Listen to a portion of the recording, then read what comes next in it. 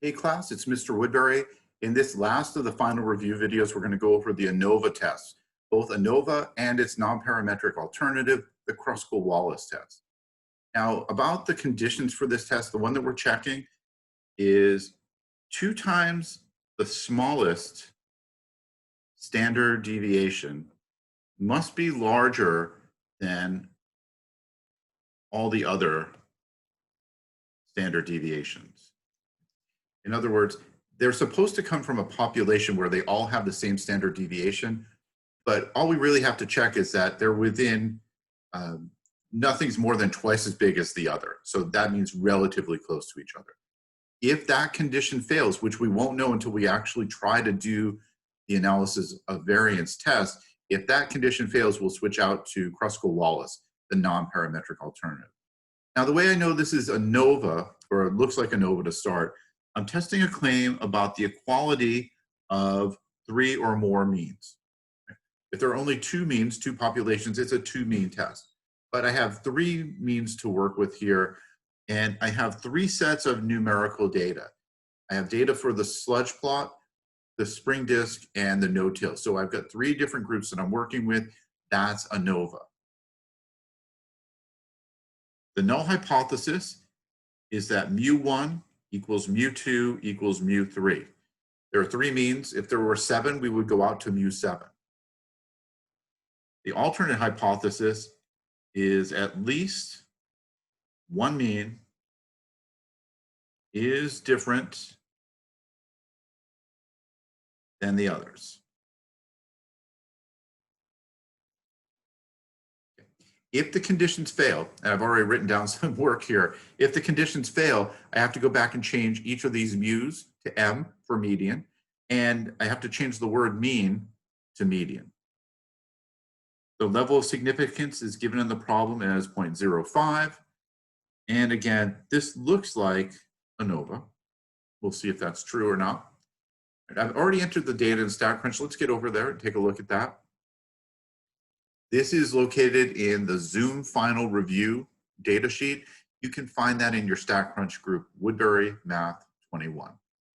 And I've scrolled to the right, problem 17. I've got 3 columns here, sludge, spring, and no. All right, let's start as if it were ANOVA. Stat, ANOVA, one way. Pick the columns that have the data. That's 17 sludge, 17 spring, and 17 no. And that's all I have to do. Press compute. And let's take a look at the results. So first, I want to look at the column statistics, the standard deviations specifically. So the standard deviations are 2.80, roughly 1.10, and 2.59. So let's go back to the sheet and take a look at whether this condition has actually been satisfied. If I take the smallest standard deviation, 1.10, and I multiply that by 2, I get 2.20. Now notice that both of the other ones are larger than that. So that means that they're not close enough to be considered equal. This condition fails, and so I'm going to have to make a switch. We're switching out the null hypothesis to be M1 equals M2 equals M3. The first median is the same as the second median, is the same as the third. And in H1, now I've got at least one median is different than the others. Also, the name of the test, instead of ANOVA, this is Kruskal-Wallis. All right, back to StatCrunch so we can redo the calculations. It'll be basically the same. I ignore the p-value that we got, and we move back to redo this under Stat, Non-Parametrics, Kruskal-Wallis. Again, I need to pick, the 3 columns, 17 sludge, spring, and no. Compute. And the p-value is listed up at the top. It's 0.009. Let's go back and fill this in. Again, when we perform one of the alternate tests, All I asked for is the p-value, not the test statistic. The p-value here, 0.009, that's lower than 0.01 and definitely lower than the level of significance. So we reject the null hypothesis, HO, and that means that there is sufficient evidence to support what H1 says, that at least one median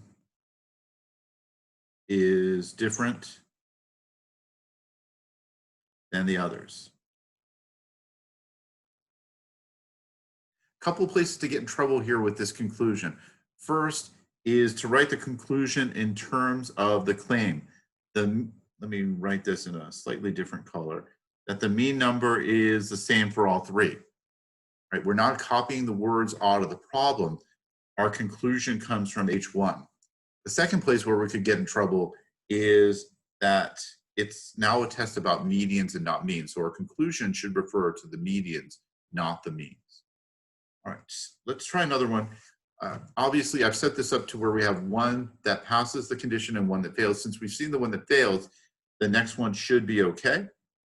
But as I warned you in an earlier video, if you've made a mistake on that first one, you're not going, and you think that this one's automatically ANOVA, you're going to get this one wrong as well. So you definitely want to check that to make sure. Here it says a farmer tried 4 different fertilizers to determine which was the most effective, applied each of the fertilizer to 5 different tomato plants and measured the yield of each plant. Here's the results. Test the claim at the 0.05 level that each fertilizer produces the same mean yield. So we have 4 fertilizers all claim to have the same mean. Equality of 4 means, 3 or more, that's ANOVA. Or at least it looks like it. The null hypothesis is that mu1 is equal to mu2 is equal to mu3 is equal to mu4. The alternate hypothesis, at least one mean is different than the others.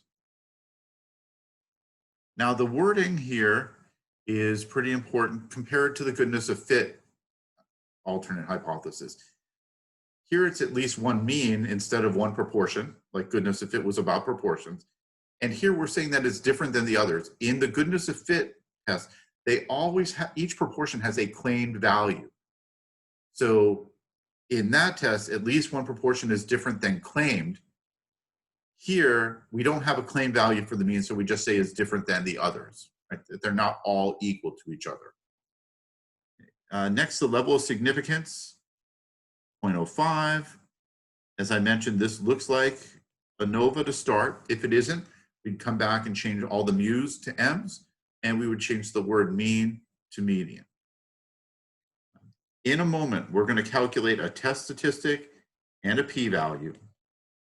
And what I know already is that I'm either going to reject or fail to reject HO, and then my conclusion, either there is or is not sufficient evidence to support what H1 says,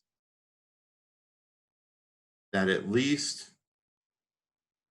one mean is different than the others. So I know what my conclusion is going to look like. Low p-value, I'm going to reject HO, and there is enough evidence for that. P-value that's not low, fail to reject HO, there's not enough evidence for that. Also, if I were able to prove that the means are not all the same, it doesn't prove which one's higher or lower, just that they're not all the same. There are ways in later courses to try to figure out which one's too high, which one's too low, etc. All right, let's go ahead and calculate this in StatCrunch. I've got these in the same spreadsheet, columns 18A through 18D. Stat, ANOVA, one way. Get all that data, 18A through D, and compute. First thing you want to look at is what is the smallest standard deviation? And it looks like the smallest standard deviation is right here, 3.05, roughly rounded to 2 places. double that, multiply that by 2. 2 times 3.05 is 6.10.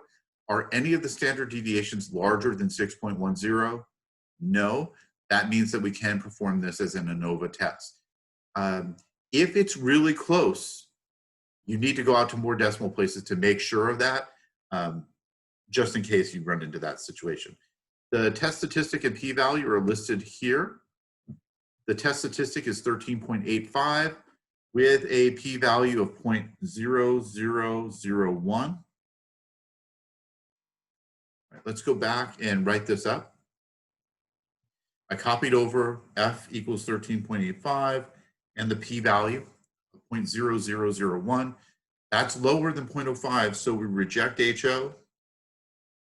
And that means that there is sufficient evidence to support that at least one mean is different than the others.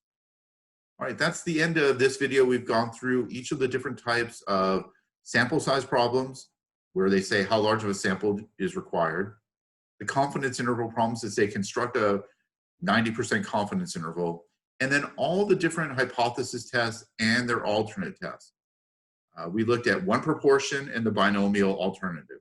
We looked at the one mean test and the sign test, two proportions and the randomization test, pair difference and the Wilcoxon sign ranks test, the two mean test and the Mann-Whitney test, independence, goodness of fit, both chi-square tests, and finally ANOVA and Kruskal-Wallis, its alternate test. Okay? Good luck preparing for your final, and if you have any questions, please reach out to me and let me know. Good luck though. Take care.